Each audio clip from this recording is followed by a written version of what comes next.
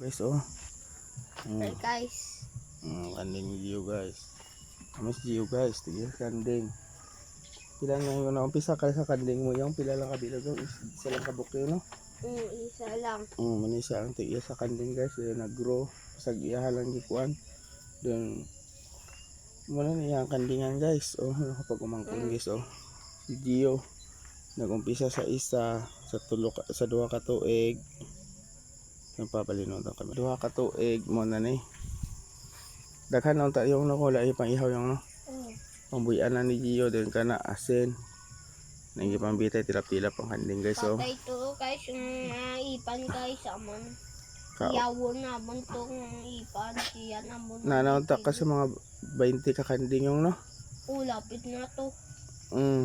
Muna niyang kanding, guys. Diri na lang buhian niya na ni. Ipuson lang. Hindi. Start lang siya sa isa. Kato mutong original dayon ang uban ihaw na to daghan nung tali ano yung kanding ni Gio, guys. So, start siya sa iyang pag farm isa, then wala pa sa turo, napalit sila turo manang turo nila sa ganahan mag kanding din ha. Ano yung farm ni Gio nga kanding farm. Start siya sa isa pero nakabaligya na kayang no. Pito kabilog. Gio is the owner of kanding. Tapos patuhan. To patuhan po to. Simple lang guys sa himuamon balay. Okay lang niyaman as kami balay kamting.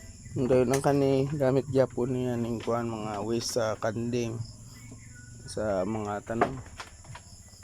Ano siya, guys, ang benepisyo ni Gio. Tayo. Maning tag-iya owner ba? Owner of kanding.